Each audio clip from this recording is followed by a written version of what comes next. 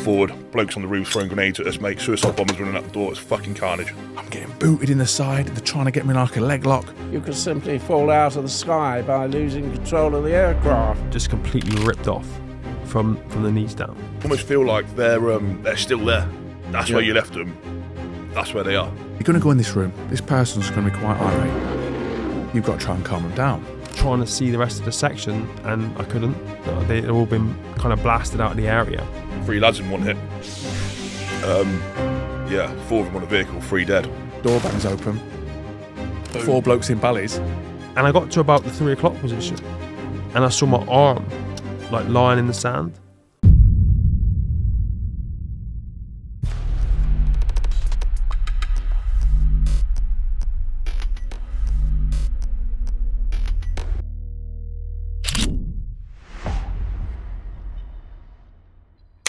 Berlin was ringed with searchlights, and you would be bathed in light in the cockpit. And you then had to fly on instruments because you couldn't see the horizon. And unless you were reasonably competent on instruments, you could simply fall out of the sky by losing control of the aircraft. The door at the entry point, and just got opened up on. Just hit him on the legs. And then they blew him. Went forward. Blokes on the roof throwing grenades at us, mate. Suicide bombers running out the door. It's fucking carnage. Really? Yeah, absolute carnage. That's the first time I see a bloke just clack himself off, mate. It was like nothing. Yeah, that's pretty mad. Nothing I've seen before. Yeah. It's just like pink mist, lumps of meat. There's a bloke there, and then he's fucking gone. Like, yeah, that's insane. These RAF blokes, they were brilliant. They were like Dad's Army. They were all mega old at the time. They'd all never been out. All their kit was all brand new. They were all dead happy to be there. Webbing pulled up here like that, you know, helmet. Wearing it like a bra. Honestly, we were all there. We were just like quite like chilled out, bit of baseball cap or whatever on. They've turned up, full body armour, chin strapped like that, turned up. But they had all the explosives, so we had to sort of run with them. And he goes, we'll do this. So technically it was his fault because he was the OD. And he went, we'll do this concussion charge. We'll put it all in here. And then we'll have a hanging bag as well, you know. So it goes, we're in the back of they had like a little armoured personnel carrier, the RAF one. We all in, yeah, firing now. Badoosh. Oh, that sounded big. Come back out and the part of this school had just dropped. We're like, I looked at him and went, mate, you're going to be in so much shit. He went, you helped me. He threw him under the bus. You're part of it. It was like Sergeant Johnson or whatever his name was. I'm sure it was him. Brilliant. So in my mind, I started saying, turn around, Mark, turn around. ID the enemy, start shooting, get everyone out of there. Now, probably, and I've got no real concept of time in this. It's probably just a few seconds that I was, because it was so chaotic. But after about 4 or 5 times of saying, turn around, Mark, turn around, I realised that, even though I couldn't see anything, I realised that my body wasn't moving. Because you just know, don't you? You can move around with your eyes closed and your body does what it tells you to do, but mine wasn't doing what I was telling it to do. And I couldn't figure out why. So I just waited. I thought if I wait for this dust cloud to settle, I can look around, assess the situation, make some calls. And I did. It got to about my chest height, and when I say my adrenaline spiked, I mean like ridiculously spiked. Like it's never ever been like that ever since. But I remember looking around, trying to see the rest of the section, and I couldn't. They'd all been kind of blasted out of the area. So I carried on waiting. And then this dust cloud got about 6 inches from the floor, hit the ground and disappeared. And I looked down to where my legs should have been, and they had both been just completely ripped off. 3 weeks off that, I hit an IED. Wow, so you were in a proper place on that tour. Was that? Do you think that would have been your clip tour? Would that have been the worst tour that you did? For kinetic fighting, for being in the tick, that was the fucking worst. Yeah. So did you get any sniping done that tour? Or was this purely? I did. You did get some sniping done as well. That's why I held the record for that. Okay, so that was the tour where you got the last tour. Okay, my last tour. Yeah, I managed to do a lot. And that was something because you bracketed into that, didn't you? So it wasn't a case of here we go, one shot, one kill type thing. It was like you had to bring that on, but presumably because they were firing back, they didn't notice that they were being bracketed. No. So if you're hitting the ground in front, there's going to be no fizz, there's going to be no crack and funk for them. They'd have been like, we're okay, we're doing okay, and you've got them, and you're like, boom, and you're on. Yeah. Well, the point was when I did the shot, I was trying to get a dicker's head down. And what had happened was there was an unmanned aerial vehicle called Predator, and it was airborne above the target. And we were coming in below that, and you can actually see that the target is highlighted. And a man comes out the building, and he's having a cup of tea and a cigarette. And you can see this because it's all on the thermal imaging, so it's been highlighted white. And he throws his cup of tea on the floor, and this big patch of whites, and you see where he stubs his cigarette. He opens the door as our weapon goes into the other side of the building. And literally, you can imagine there's 8 of us in this room watching this footage, and we all go, and then the door on the other side of the building, and then it explodes, by the way. So the bomb goes in, bomb explodes, door opens, bloke comes out and runs. He gets in a car and he literally runs across this car park, and he obviously just has his car keys on him. Thank God he had his car keys on him. He gets in his car and he just drives straight through the fence line. But what was hilarious was the fence was attached, and then we see this fence like ping, ping, ping, and he's dragging a fence all the way through the desert in a straight line through this. And we all went, oh. 3 weeks later, we lost 3 lads in one hit. 4 of them on a vehicle, 3 dead. One of them was a really good friend of mine, Kev Mulligan, which fucking pinged me bad. I mean, when they give it over the radio that they were dead, all I heard was Kev. Yeah. The other 2 I didn't hear because I switched off. I just heard Kev and I was like, fuck. I just switched off. Yeah. It was only when it came out in the news, in the papers, that I knew who the other 2 were. Right, I just switched off from it. I didn't want to know. I was like, I fucking don't want to know. I think the bullet to the helmet shook me the most. And they all dished, when I went on Afghan tour, they dished these new helmets out. Yeah. The Mark 7 Alpha helmets, and I had a 6 Alpha helmet, the old-fashioned ones. I had one because my head's massive. So they said, oh, you're going to have to wear this one, and through the tour we'll replace it. And I think, and the new helmets are higher on the ear. Okay. And the old ones, 6 Alpha helmets, are low on the ear. Okay. And I got hit an inch above my ear, and it went right around the helmet and came out top, knocked me out for 20 seconds. Because you think that bullet's going supersonic, and it fucking knocked me the fuck out. Where was this? Was this in Afghanistan? This is Afghan, yeah. Okay. And it knocked me clean out. You're going to go in this room. This person's going to be quite irate. You've got to try and calm them down. Irate. I went in this room, and a bloke called Ape, he's in there, and he looks like an ape.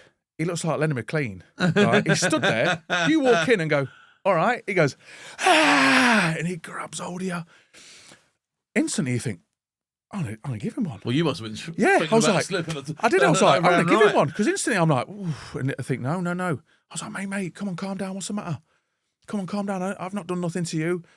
And he keeps coming. But I think once you've tried a few times, he'll eventually start calming down. So you calm him down. So that's one. You come out of that and go, shit, this is a weird place, what they're doing here. This is in the bag here. He's digging an ID in the bag. So I took him out. We'd gone forward and no ID. No ID. He was trying to get water, apparently, to go across the road to his cow.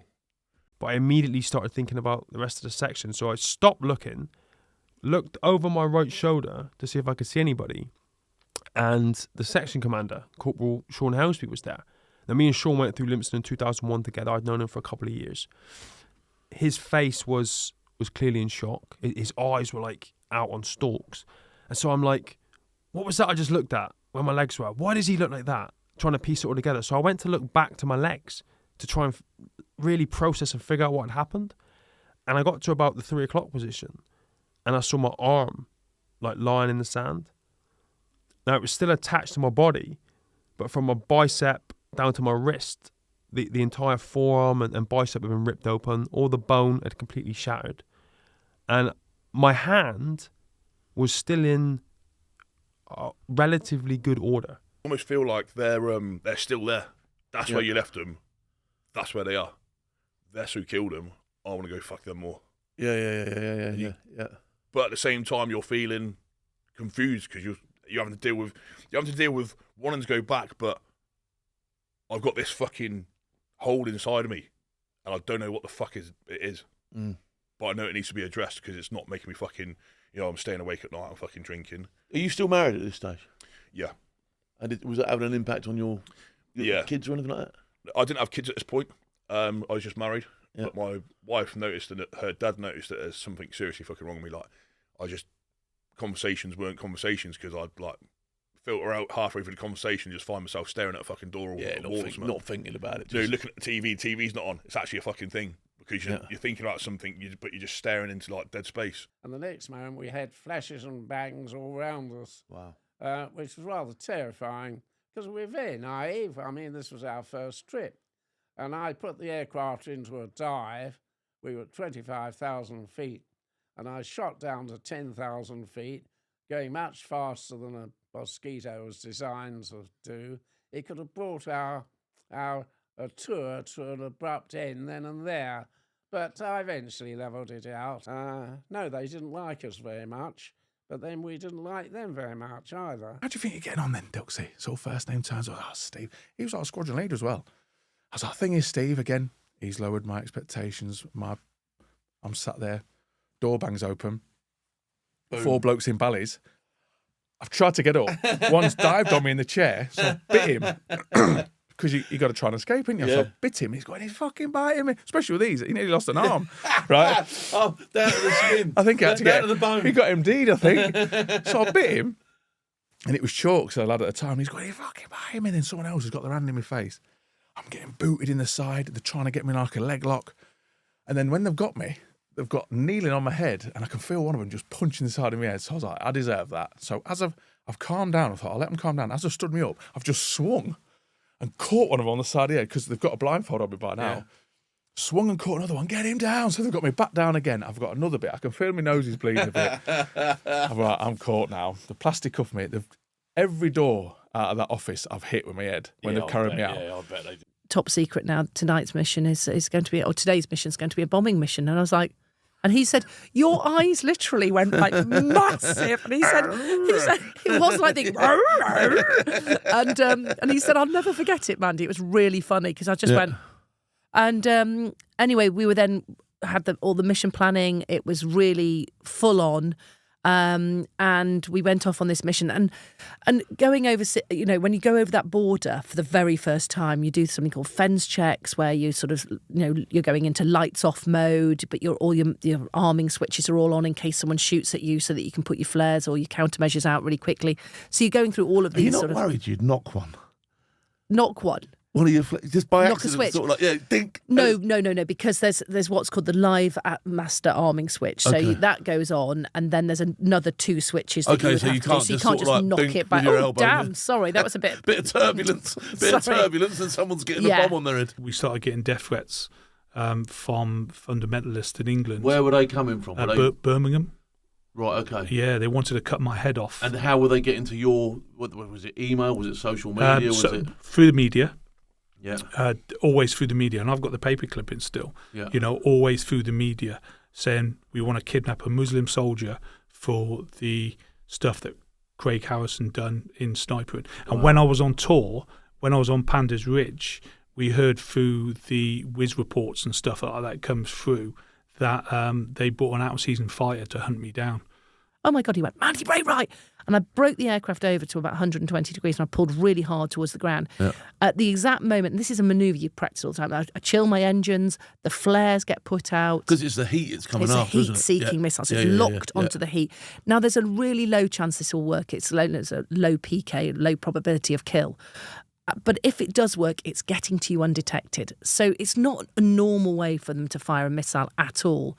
Anyway, it was locked onto us, but as the flares left and I chilled my engine, suddenly it's picking up the heat of the flares, and the flares are burning at a hotter intensity than our engines. Distracts, So hence the decoy, and it went and exploded about 2 miles away.